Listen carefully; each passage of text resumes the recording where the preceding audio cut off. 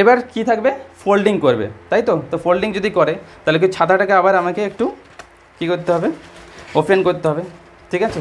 ধর আমি ছাতাটা ওপেন করলাম। সেকেন্ড এক্সাম্পল আমাদের কী আছে, Krishna is folding this umbrella.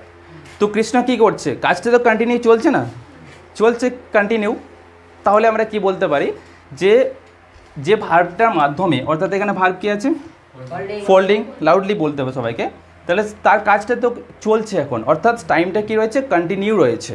ওকে, তাহলে যে ভার্বের মাধ্যমে বুঝতে পারা যাবে যে কাজটা পুরো কন্টিনিউ আছে, অর্থাৎ ওর যে টাইমটা চলছে এরকম যদি বোঝায়, তাহলে সেটা কোন ক্যাটাগরির মধ্যে পড়বে, কন্টিনিউয়াস, কন্টিনিউয়াস ক্যাটাগরির মধ্যে পড়বে। তাহলে আমরা টাইমটা বুঝতে পারলাম, জাস্ট টাইমের উপর ডিপেন্ড করছে, কাজ করা ভার্বের কাজ করার যে টাইমটা সেটার উপরে ডিপেন্ড করলো, এটা কন্টিনিউয়াস পড়ছে। তাহলে সেকেন্ড এক্সাম্পলটা নিশ্চয়ই কন্টিনিউয়াস রয়েছে।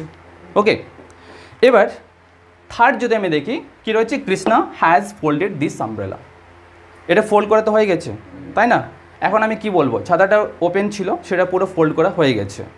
তাহলে কৃষ্ণার কাজটা কী ছিল এখানে, কী ছিল, কৃষ্ণ ফোল্ড করা, তাই না?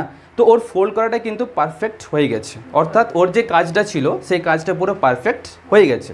তো পারফেক্ট হয়ে গেছে মানেই কোন ক্যাটাগরির মধ্যে পড়বে, পারফেক্ট।